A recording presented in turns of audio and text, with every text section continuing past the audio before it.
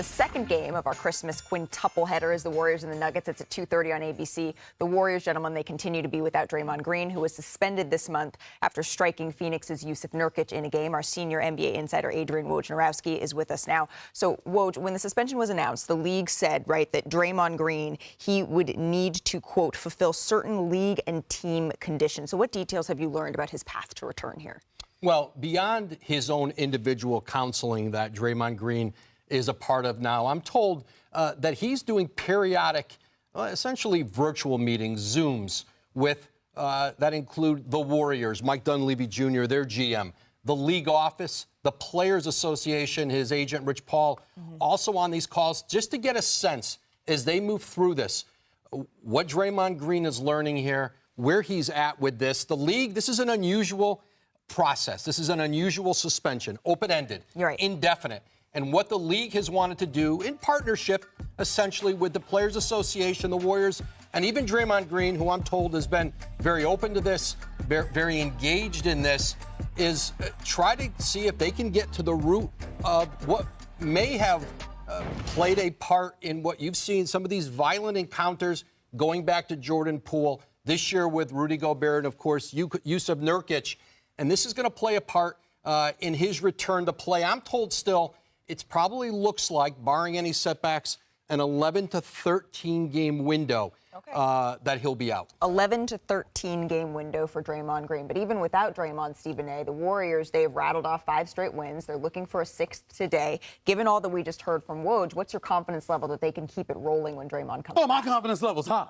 You know why? Because I'm watching Klay Thompson. Klay Thompson has reemerged. I'm seeing over this 5-game winning streak. Big Perk, don't you fix your face that way. I'm seeing during this 5-game winning streak, Klay Thompson is averaging 24.8 points per game. He is shooting 46% from three-point range. Steph Curry is shooting 47% from three-point range. What is the ultimate? We can talk about Draymond. We can talk about Looney. We can talk about the coach Steve Kerr. We can talk about the environment. We can talk about the former home crowd at the Oracle that's now going over to the Bay across the river to San Francisco. We talk about all of that. But what is the consistent ingredient to their success? It is shooting for the Splash Brothers. And that is what I'm seeing. What was I on the air crying about a few weeks ago? I said, Klay Thompson, what's up? What's going on? You want your money, don't you? You want a new contract extension, don't you? Let's make sure. Now, athleticism is what dissipates. It's what diminishes over time, guys. We just don't run. We don't have the same spring in our step. But the one thing that's the last to go is the stroke, baby. And that's what Klay Thompson has brought back. The fact that he has returned to relevancy, and it is co-signed with Steph Curry shooting the ball. As long as those two brothers can shoot that way, they are a threat to anybody. But you got to ask yourself, why has it changed for Klay Thompson? Okay. Because Steve Kerr is finally coaching his behind off. The mixture of old with new. Well, he's had slow starts in the past. No. I've been begging more Kuminga. I agree. Right? You look at Jackson Davis. That's fair. But let me explain why. Jackson Davis too. The league is full of athleticism. Now they can match athleticism. When you have Kuminga and you have Jackson Davis that are lob threats at the basket, guess what? Now those guys roll into the paint, it opens up three-point shooting. You put those guys in pick-and-roll action with Steph Curry, it's a difference. See, Draymond is allergic to the basket. Let's be real. He's not that scorer no more. But these two guys are offensive threats. They're not afraid. And what's happening is that Steve Kerr is letting those guys play through their mistakes and play meaningful minutes. Let's see if they can play through those mistakes. And Stephen A., I love the fact that you were this excited on Christmas morning. That's right. Absolutely. Who are the Warriors beating in that streak? No. One signature win. That is the point. Well, Boston. the Celtics. They beat the Boston Celtics. The Celtics win. And what were you decrying about that? The number of threes the Celtics put up and missed. Let's see this against the champs, the reigning champs today. Then I'm going to get you. Listen. I'm going to get you. I love that Klay is doing this. First of all, I've been the one saying, wait a minute, when you have the kind of injuries that Klay Thompson has, it takes much longer than you wanted to allow him last year he wanted to allow say, himself where is Klay Thompson? He's behind those injured legs, which at this point, listen, Stephen A., we've seen those kinds of injuries end effectively careers of Hall of Famers and would-be Hall of Famers. We've seen those kind of knee injuries. Derrick Rose's career was permanently derailed.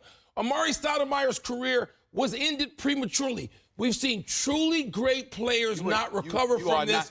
So Klay Thompson, the fact that he's taking longer than you want, excuse me, is just a little too bad. A couple Go of ahead, things. Stephen. Number one, first of all, I know you're the ultimate insider, but you didn't know what I'm about to drop on this man right here, okay? Okay, Walsh, let me tell you something right now. For the first time in my 30-plus years of knowing Mike Wilbon, I am accusing him of being unfair to me. Unfair to me. to you. Let me tell you something. First of all, what I said about Klay Thompson was this. Of course, it's going to take a long road, but you don't win the championship against Boston without Klay Thompson showing up. So if you can do it then what the hell was the problem now, more than a year and a half later? That's number one. Number two, when it comes to shooters, the bottom line is that ain't about the competition. That's about you making shots. Klay Thompson wasn't making shots. Now, some of them were contested, but some of them were wide open. He just wasn't draining them. And I'm seeing him drain them now. And as long as that's happening, that's a different Warriors squad. Yeah, they didn't have great spacing early in this season. And now, as other players start to shoot better, Wiggins plays better, Steph Curry playing Pajemski steps up. at an MVP level. Pajemski, you see Klay Thompson, he can't go get his shot the way Steph Curry can, obviously. One more thing on Draymond Green. He's allowed to work out with the team, practice with the team. That hasn't happened yet. He has stayed away working on these things. I'm told to not expect him back in the gym with this team perhaps until after January 1. Well, they are facing the defending champs in this, the Denver Nuggets, who have won 7 of 8 games here behind Nikola Jokic, who has established himself once again as a leading MVP candidate in all of this.